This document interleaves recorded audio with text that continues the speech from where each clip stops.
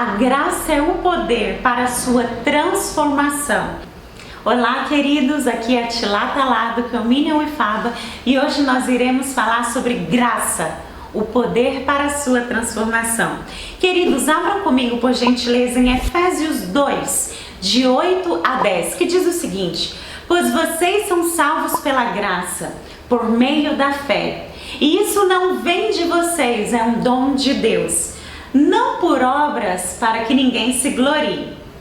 Porque somos criação de Deus, realizados em Cristo Jesus para fazermos boas obras, as quais Deus preparou para nós muito antes de nós nascermos para praticarmos.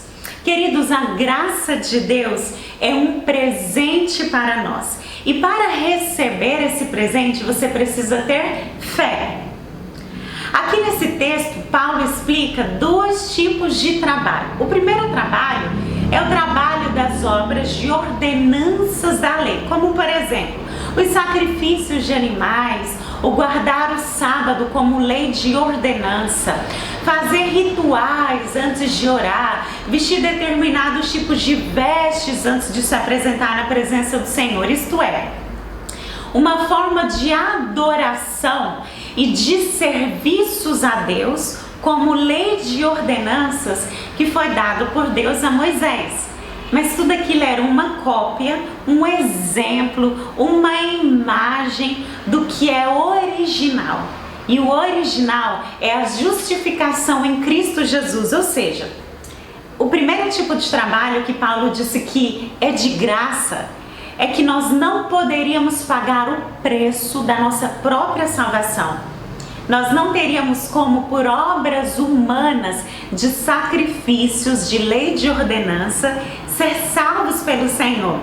Mas há um segundo trabalho aqui que Paulo explica em Efésios. Isto é, são os bons trabalhos de Cristo, que é ter, fazer e viver o estilo de vida de Jesus. O maior caráter da personalidade e da composição de Jesus é que Jesus era santo, perfeito. E ele mesmo disse em Mateus: sedes perfeitos, porque o vosso Pai é perfeito. Pedro repetiu isso nas cartas dele, mas como isso funciona? O Espírito de Cristo, quando você se arrepende e você vem para o Senhor, o Espírito de Cristo passa a viver dentro de você. Ou seja, os mandamentos, as leis dele agora estão dentro de você. E então você é capacitado através do Espírito de Cristo que agora está dentro de você, está na sua mente, está no seu coração. Você se torna capaz de realizar os trabalhos das boas obras. Primeiro, o Espírito de Cristo dentro de você trabalhará em você. E isso é o que a Bíblia chama de frutos do Espírito Santo. E a consequência dos frutos do Espírito Santo é que isso te habilitará a desenvolver o trabalho do caráter de Cristo em ação. O caráter de Cristo de dentro para fora. E você agirá de acordo com o caráter de Cristo. Deus preparou esses trabalhos de boas obras com antecedência para todos que aceitam a graça do Espírito Santo. Ou seja, você crê que Cristo pagou o preço que você não podia pagar. Ponto final. Agora, há uma continuação. Você irá viver de acordo com a graça que te capacita a uma vida de santidade, de retidão, de verdade, porque o Espírito que é santo agora está em você. Isso é, se Cristo de fato vive em você, a sua vida em Cristo, ela se torna o trabalho, o serviço e a obra de Cristo através de você. E como isso acontece? Como isso se dá? A Bíblia nos ensina as chaves para viver pela graça. O arrependimento, ser ensinável, a humildade, a fé, estar aberto ao trabalhar do Espírito Santo. Isso te faz um com Deus. Então você não anda mais com Deus, mas você se torna um com Deus. E se você for um com Deus, as boas obras tomarão lugar no seu estilo de vida. Vamos entender mais isso em 1 João 2? Abra comigo, por gentileza, em 1 João 2, dos versos 3 a 7, que diz o seguinte: sabemos que o conhecemos se obedecemos aos seus mandamentos. Aquele que diz eu conheço, mas não obedece os seus mandamentos, é mentiroso e a verdade não está nele. Mas se alguém obedece a sua palavra, nele verdadeiramente o amor de Deus está aperfeiçoado. Dessa forma, sabemos que estamos nele.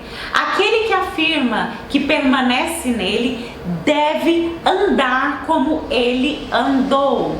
Amados, não escreva a vocês um mandamento novo, mas um mandamento antigo, que vocês têm desde o princípio, a mensagem que ouviram dos profetas, da boca do próprio Deus. Se você diz que está sendo aperfeiçoado no amor de Deus, a sua vida, o seu caráter, as suas atitudes devem provar que você está nele. Ou seja, querido, a graça, ela não é um cartão para você pecar. Ele não é um cartão para você dizer que está vivendo o Novo Testamento, então nada mais importa porque Cristo pagou um preço.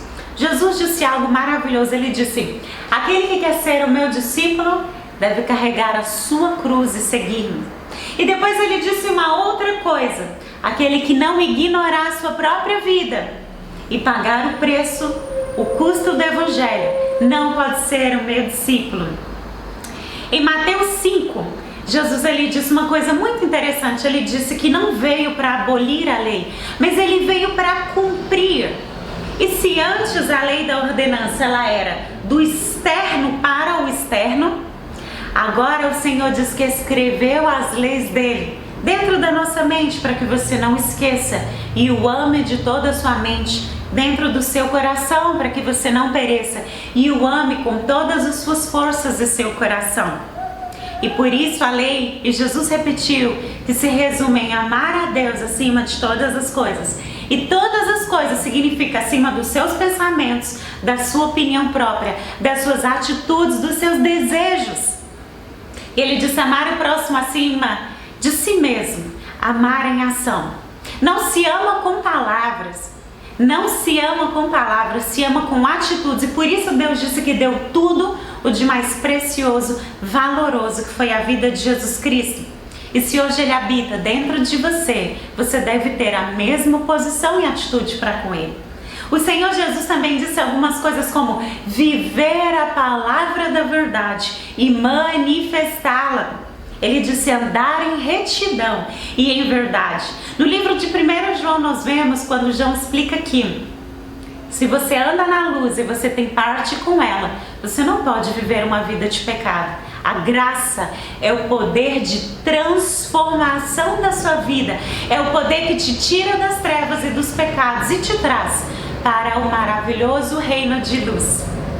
Em Mateus 7, de 13 a 14, Jesus disse: entrem pela porta estreita, pois larga é a porta e amplo o caminho que conduz à perdição, e são muitos os que entram por ela. E o mesmo Jesus disse: como é estreito a porta e como é apertado o caminho que leva à vida, e são poucos que a encontram. Jesus disse: aquele que quer encontrar a sua vida deve perdê-la.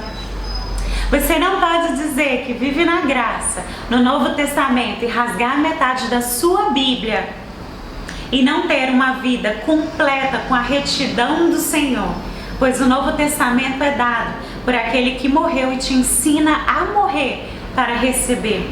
Queridos, medite nisso. Meça o estilo da sua vida com o estilo de vida de Jesus, porque se Ele está em você, a sua vida deve ser exatamente como a vida dele. Medite nisso e tenha comunhão com o Pai.